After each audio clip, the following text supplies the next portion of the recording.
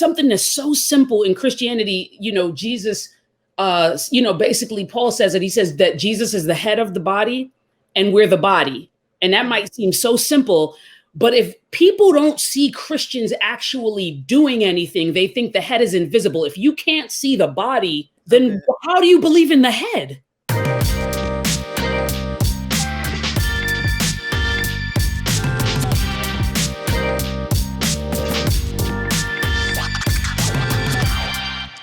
Thank you for watching another episode of the Jude 3 Project podcast. As always, I'm your host, Lisa Fields, the founder of the Jude 3 Project, and I'm so excited to have my friend Yolanda Solomon with us today. Welcome, Yolanda.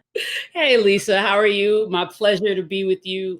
So good to see you, sis. Always a good time on the Jude 3 Project podcast. Yes, and we tried to record this some months ago and had an audio issue, but y'all know Yolanda, she was a part of our Through Eyes of Color virtual experience.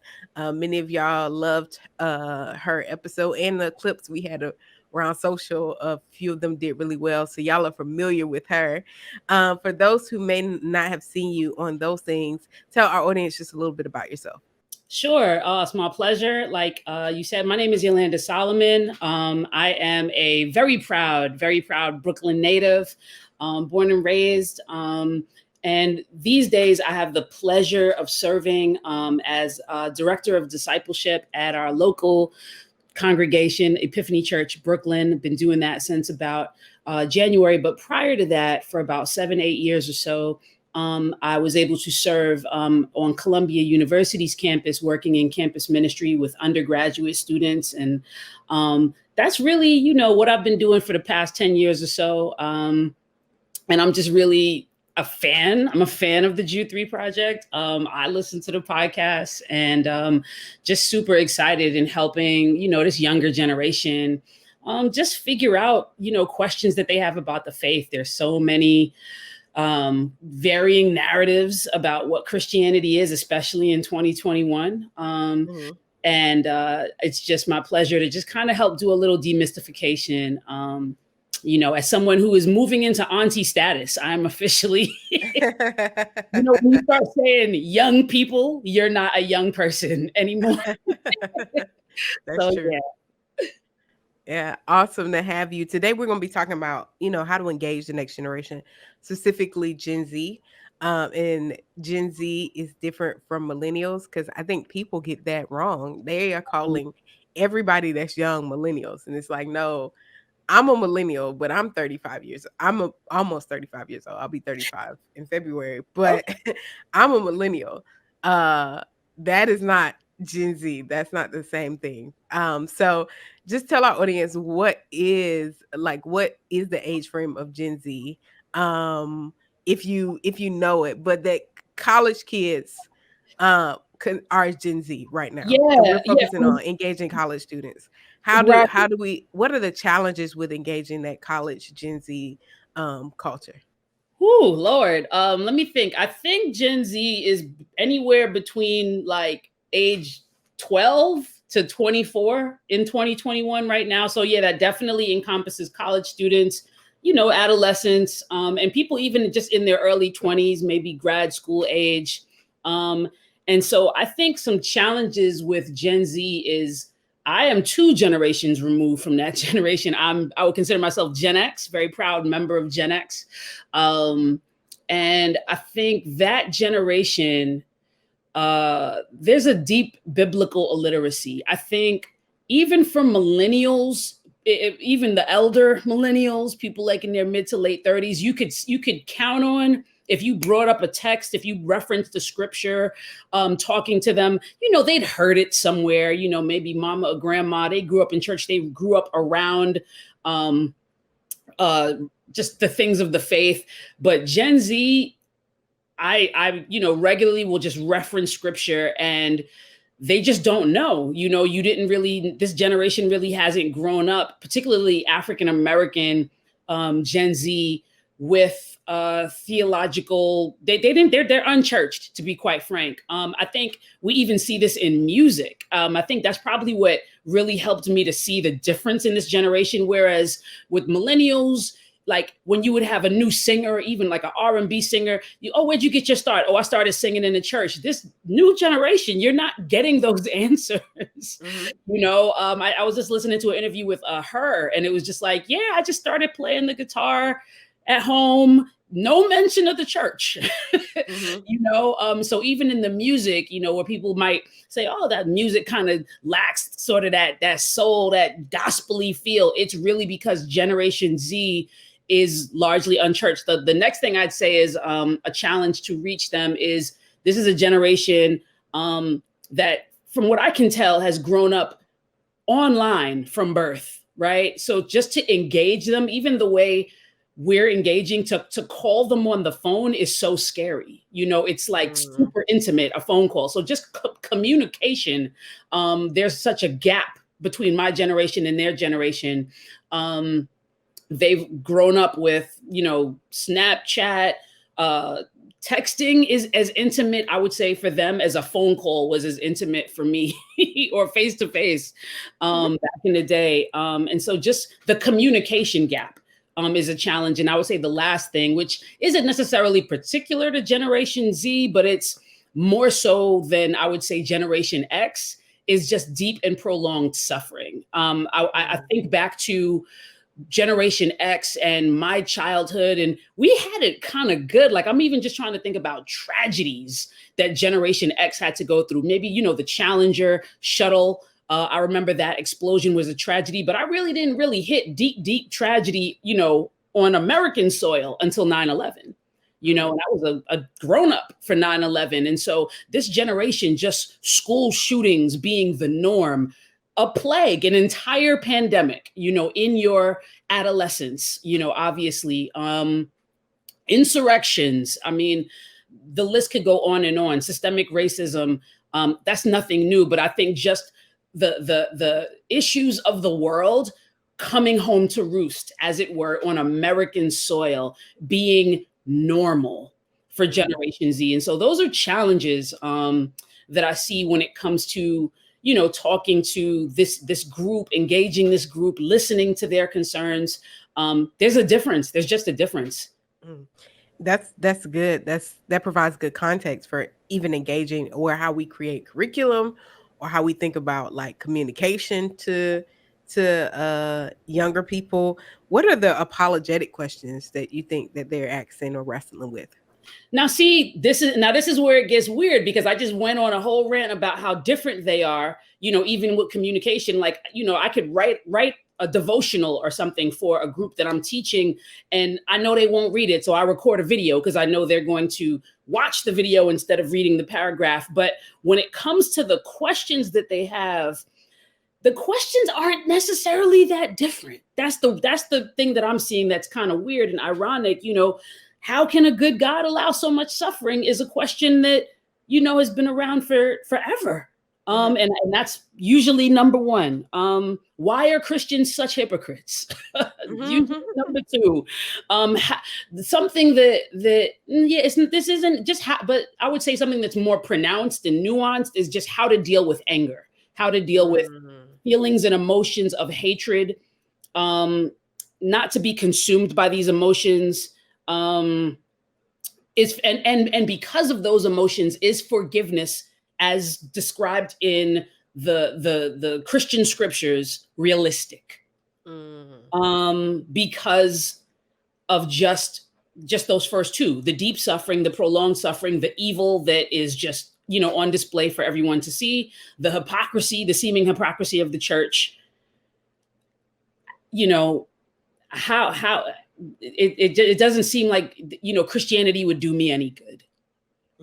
It's not they don't feel like it's pragmatically. It's not practical at all. It's not practical for what they see as the good life, what their vision is of the good life, what it means for them to flourish, what it means for them to figure out who they are, and how the world works around them. Christianity really doesn't seem to have any substantive value. Doesn't bring anything to the table, because the Christians that they see are a mess. And the Christians that they see who are a mess, and this is no surprise to you, are their parents, who are maybe older Gen Xers, or even younger boomers. So yeah. Yeah, and I think that's important to note, and I know you make note of it not being a surprise for me because of that tweet I posted that went viral about most people are wondering, like, what is the biggest obstacle to their children coming back to the faith, and it's usually them, Jesus. the parents. And if you don't have good models about what Christianity is in the home, but your parents claim to be Christians, then you're not going to really want to be a Christian because it seems to be a waste of time. Why is it consuming so much of your time? Why are you going to church if it never trickles down to your private life? It never makes our home life better. It's going to be hard to win those kids back. So interesting this weekend when we were doing some recording, and I was talking to the girl that in the woman that identifies with comedic science, and I said to her, I said, "Has there ever been a person that's a Christian that you saw actually live out their faith?" And she said, "No." My God. My God. And she was like, "I bought into African spirituality because the people that I saw in African spirituality actually live what they were preaching. And I Mm, just wanted to connect with someone who actually was consistent with their beliefs and their practice." mm, And that she said she had just doesn't have a lot of relationships with Christians where they actually are consistent with their beliefs. mm. She grew up in church. And so it's very interesting to see that. And it's so funny because she said her dad was like, she's doing better pragmatically in African spirituality than she was as a Christian. And I was like, that's so interesting. But I was thinking like, okay, this gives her identity, purpose, and structure. And anytime you give somebody identity, purpose, and structure, pragmatically, they're probably going to live better on the outward. Yeah, And I mean, so oh, I'm gonna cut you off. Go ahead. go ahead. I was No. gonna say, like, I'm working, and my what I'm doing right now is mostly just, discipleship with churched people, but you'd be surprised. These are, new Christians, but people, the phrase new Christian don't mean what it used to be. People have so many questions. I think the good news is, where the church is, because the church isn't all bad. The church is meeting people where they are. And I think I'm trying to, darn, I lost my train of thought. When I speak to younger Christians, Gen Zers, about what it means to follow Christ, I think what is helpful is, I say it just means follow Christ. Like when Jesus says, be my disciple, it literally just means follow me. And when Jesus says, follow me, and you see in the scriptures, there's a group of men and women who he does life with, right? He eats with them and he teaches them and he serves them and they walk together and they, celebrate together and they cry together and they see his healings and miracles. Yes, but there is a lot that is caught. And that's not like just a throwaway. I think sometimes people think Christianity is all the miracles and the healings and the casting out demons, but there's some real practicality to what it means to actually be a Christian in 2021 that we can learn from Jesus and his followers in the first century. And as you speak about this sister who's into this, who's a part of comedicism, I think the connection is that those people that, you read about this first century church, people who saw Jesus, walked with him. If you believe in the Christian scriptures, they walked with him and then they continued to bring this message of good news to the world. They lived it. It was part of their actual lived existence. If you look at Acts chapter 2, where it talks about, they, sat under the apostles' teaching and there was radical generosity. And, this was a daily occurrence, right? There was identity, as you said, but there was actual embodied faith. Mm-hmm. They were doing things. They were, making sure that no one went without, right? They were feeding the poor. They were, there was a walking and talking faith is what I'm trying to say. And I think something that's so simple in Christianity, Jesus basically Paul says it. He says that Jesus is the head of the body and we're the body. And that might seem so simple, but if people don't see Christians actually doing anything, they think the head is invisible. If you can't see the body, then how do you believe in the head? Mm-hmm. There's this, Jesus is this disembodied, transcendent, ghost or whatever, or this, person that, said some really cool things or gave some really cool principles. But I think that's a huge part of it that Gen Z needs to, and we all need to see it, but there needs to be an embodied faith.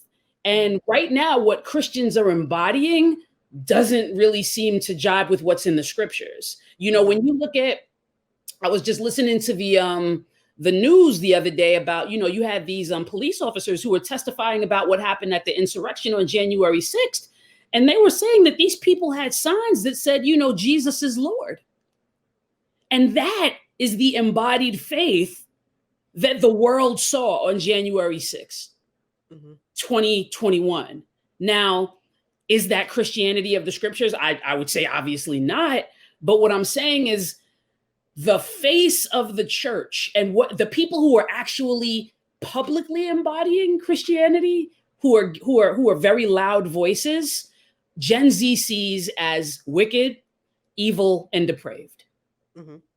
Now, that's not necessarily their parents, but for a lot, that is their parents. I mean, when I worked in campus ministry, there were a lot of students who saw their parents back in 2016 going in that direction of Christianity being more about nationalism than about a new life and a kingdom of, an extension of the shalom of the community of God, right? And they were like, if that's Christianity, I don't want any part of it. And no, so, yeah, go ahead. And, I was just gonna say, but for those people on January 6th, they have identity. They have a vision. They have a clear mission. And so I see why that is a compelling mission. I see why it's also a wicked and depraved mission, but it gives identity, and it gives you a way to embody what you believe. That's, for a lot of people, it's compelling because they feel like they don't have an identity, in a multicultural America. Yeah. They feel like their identity is being taken. So I'm going to now reclaim my identity, grab some scriptures, slap it on top of it. But at the end of the day, it really is a hunger and a thirst for identity. I know we just went a little far, but Gen Z is watching. That's all I'm trying to say. Gen Z is watching. Yeah, that's helpful. And the pushback I gave to the woman was, we live in a quote unquote Christian culture. So because it's a Christian culture, you're going to have a lot of abuse of Christianity, but you never judge a faith based on its abusers. And I was like, there's a lot of abuse of African spirituality on the continent. Wow. Would you want me to judge your faith based on the abuse of the continent? And she was like, no, I don't want anybody's faith to be judged for the abuse of the continent. And I said, well, in that same way, we can't judge Christianity on its abuse, because I was like, if you go to India, if you go to these other places where Christianity is outlawed, you're going to find some of the purest forms of Christianity. Right. And I think we just see the abuse because we're surrounded by people who have taken on a name that they don't know what it meant, because it was so intertwined with the founding of the country. Right. On a cultural side versus it being true Christianity. Yeah. And I mean, and that's part of my response. Ironically, a lot of students that I worked with at Columbia were from the continent. So that's a, and I never want to paint with a broad brush. Every person is individual. They have their own individual testimony, but many of them had the most robust faith that I've seen, and but they still had questions. And so that's why I say people, when you talk to people, you're not talking to a worldview, you're talking to a person, and I think one of the best things we can do is listen to people, hear people's stories, because I would have students come to me and say, I grew up in Nigeria and my parents were so legalistic. And I was turned off by that. Whereas an American might look at their parents and say, wow, what a robust faith. And they're saying, no, it was legalism. And it wasn't necessarily a conflation of white supremacist Christian nationalism, but it was a conflation of success in Christianity looks like an Ivy League degree and being a doctor or engineer and nothing else will do. But then you would have other students, who, again, they saw their parents as hypocrites. So you had extremes, you had nuanced people. And I think listening was so key for me because it just helped me to know it helped me to not give answers to questions that people weren't asking. Get to know people and just figure out what are they putting their faith in? What are they trusting in for salvation? What is their functional savior? And just listening and getting to know the person before trying to offer some Christian cliche. One of the questions I want to ask you goes with what you hinted at, I think in the first or second question, about Gen Z not seeing this faith as practical because of forgiveness and their anger. How do we respond to that? Because I think, you said a lot of people on the Breakfast Club, Charlamagne's always talking about the fact that he doesn't think forgiveness is something that's really attainable. And that's one of the reasons that many rappers have said they have a problem with Christianity, because it's the forgiveness part that they struggle with. How do we respond to that? Well, it depends on who I'm talking to. So if I'm talking to a person who maybe, grew up in the church, but they just feel like forgiveness is a tool of white supremacy. They just feel like Black people are always forgiving somebody, oppressed people are always called to forgive, and that is weaponized, right? If I'm talking to that kind of person, once again, I listen and I hear them out, and I wrestle with why there's truth to what they're saying. We do see forgiveness weaponized. We do see, every time there's some sort of systemic, some instance of systemic racism, police brutality, and the person forgives. I'm thinking of, Jean Botham from a few years ago. It's like people who have nothing to say about police brutality, all of a sudden, look at this beautiful example of forgiveness, right? But then I think about, people like James Baldwin, who would say, to be Black in this country is to be and to be relatively conscious is to be in a rage almost all the time, right? And so if you're a Christian and you grew up with be angry and do not sin, but but you also grew up with, Jesus turning over tables, what do you do, right? And so I think my response as of late has been listen, affirm that there's a lot to be angry about. And then, say, is there a place for righteous anger for the Christian? And I literally was just doing this last week in a Bible study, taking some people to Mark 11, Mark 12, and Mark 13, but also in Mark, even in Mark chapter 3, Mark, you see the angry Jesus. And you see Jesus embody righteousness, but you see, and because he embodies righteousness, he expresses anger. I think of the passage in Mark 3 where it's the Sabbath, there's a man with a withered hand, and everyone's looking to see what Jesus is going to do. And by everyone, I mean the religious elite. They're looking to see if he's going to heal this man on the Sabbath. And he does. Surprise, surprise. He heals him.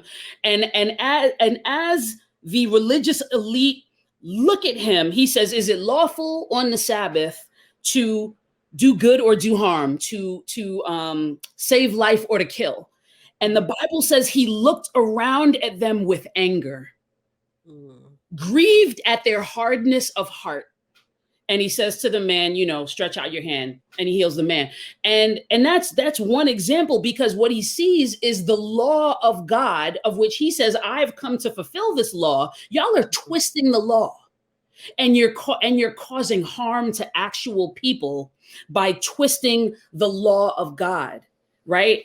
And the wild thing about it is, he says, I'm the Lord of the Sabbath, and he can say that because he knows that the Sabbath was given as a gift, and it's being used to kind of do the opposite. It was a gift so that people could draw near, but people are being pushed away. And I think this goes back to what you were saying about the sister in Comedicism, where what the Bible calls good news is people are being repelled from it by the people who claim to have the knowledge, who claim to be on the inside. And that's just one example. But when you look at Mark, I'm trying to actually, I think it's Matthew 11. Now that I think about it, when Jesus goes to the temple, he calls out systemic sin. He doesn't just say there's one mean priest here. He says, you've turned what's supposed to be a house of prayer into a den of robbers. And he calls out the systemic sin of the temple, which is extorting the very people that were supposed to be brought near, namely the widows. There's a passage in the Bible when Jesus goes to the temple, he curses a fig tree. And everybody's like, why did he curse the fig tree? And he says it doesn't have fruit. He goes to the temple, turns over tables, because he says there's extortion going on here. You're overcharging with the exchange rate for people to worship. There's the temple has been, divided into, partitions where certain people can enter close and others can't. And then he leaves, and then the disciples see that the fig tree has withered, and they see, oh my gosh, Jesus's curse has come true. And then Jesus, a little further down, points to this widow. And some people grew up in church and they heard a sermon about this widow, and the widow was lifted up as, wow, this woman gave her last. But I believe that Jesus points to this widow as an indictment of the systemic oppression of the temple.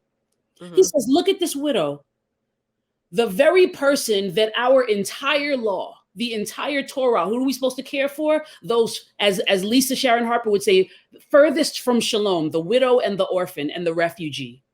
Why is she going to give her offering and then go and die and starve?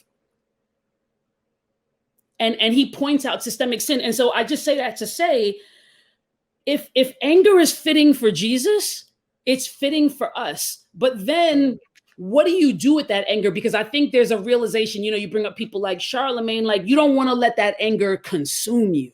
You don't want to let, because aren't we supposed to love our enemies? Aren't we supposed to, turn the other cheek, right? And for young Gen Zers who are looking at qualified immunity laws for police officers and seemingly a lack of justice, who watched, as we just said on the news, people, beat police officers with an American flag. It's like, how do I live in this tension of knowing what I'm looking at is injustice? It's being perpetrated by Christians, but then I still believe in the beauty of forgiveness. Like, it's still a beautiful and compelling story. Like deep down, when people forgive me, it feels good, right? So what do I do with that? And I think something that's been helpful for me is pointing them to lament. There's a sister, Dr. Shaniqua Walker Barnes, and she has a book called I Bring the Voices of My People. And she talks about how in the movie The Color Purple, Celie, she writes letters to God as a form of lament, because what she's going through is so horrific that she can't even speak it. And just saying, like, you can do that. Like, prayer doesn't necessarily have to be what you've seen your mother and father and grandma and granddaddy do. You can actually give voice to the righteous anger that you have. And not only does God receive it, it's recorded in the scriptures. There's an entire genre of lament. When you look through the Psalms, when you look in Lamentations, right? When you look, even Jesus laments on the cross, right? Mm-hmm. And so that's kind of a starting point for people who are willing to look in the scriptures and say, hey, I recognize that you have anger and so does God, and it's okay. It's okay. The God of the scriptures can take that. Mm-hmm. Yeah. And he says, be angry, but sin not. So he's giving us permission to be angry. It's like what you said. What do you do with that anger once you have it? How do you express it? And one more thing, like something, and I know you just had this brother on the show. Shout out to Dr. Esau McCauley, who I know is going to be at your conference. But something that he brought up in his book, I can't remember the exact quote, but he talks about how, Jesus called Herod a fox, but Jesus prayed for him. So you can like criticize political leaders, right? We don't just have to run to Romans 13 where it says just pray for those, and you can pray for them and offer a critique. Right? Jesus critiqued Herod, and then another point, just look at Moses. Look at what happens. Moses ends up running off, for 40 years to the desert because he expresses his anger through murder. Right? Mm-hmm. And I believe when God speaks to him, it's like, I see the suffering. I see the same suffering as you, but that's not the route. There's another route. And trust in my sovereignty. And the thing is, like, getting back to what we were saying at the beginning of the conversation, I really do believe that our best apologetic is our lives. People have to see us live that out. People have to, Gen Z, millennial, they have to see Christians embody love for enemy. That means praying for people you hate. That means praying for people who aren't in your tribe, people who don't agree with you, but then also calling evil. That's Amos chapter 5, right? Like, hate evil and love good, right? And so there's a tension for that, but it's not new, right? When you think about even Frederick Douglass and his writings, that's something I love to put in people's hands. It's free. It's on the internet. The narratives of Frederick Douglass, where he actually talked about being a slave. And really, I mean, and I never been a slave, you know what I'm saying? Being enslaved, but still loving the Christ of the scriptures and being able to separate the Christ of the scriptures from the Christians who he said you didn't want it. You wanted to get traded to an atheist. If you were getting traded as a slave, the atheist would treat you better. But somehow, in the sovereignty of God, somehow the Holy Spirit was able to reveal to him that what those murderers, when the women whippers, he called them, that their Christ, that wasn't the Christ of the scriptures. That's so helpful and so important for our audience to note. This has been a very, very rich conversation. Thank you so much, Yolanda. What would you recommend to our audience who are saying, I want to read more to be more equipped to engage Gen Z? What's been helpful for you that you read? It doesn't have to be specific as it relates to age. But what tools have you found the most helpful through your engagement with Gen Z and and what's your social media handles? Okay, so first of all, obviously the Jude 3 project been very helpful. I I point them to you. Something that I have recently discovered, there's a woman named Carla Swafford Works. She has a book called The Least of These, Paul and the Marginalized. I've read through it. It's amazing. And I love it because I really feel like what it does is it gives historical context to a lot of the passages in the Bible that are a complete turnoff for Gen Z. One that comes to mind is, passages in 1st and 2nd Timothy about modesty. I can't tell you how many conversations I've had with people who talk about how Christianity, all it does is police women and police what we wear, and has nothing to say to men, and it's just propping up patriarchy. But, just quick nugget, in this book, she talks about how the passages in First Timothy about modesty have more to do with what she calls the Real Housewives of Ephesus abusing their slaves, because in order to have those ornate braided hairstyles that Paul says don't have, you need a few slaves. Can't do that. Anybody ever got their hair braided, sometimes it takes a few people. And so it's actually an indictment of slavery. It has nothing to do with yoga pants or hemlines.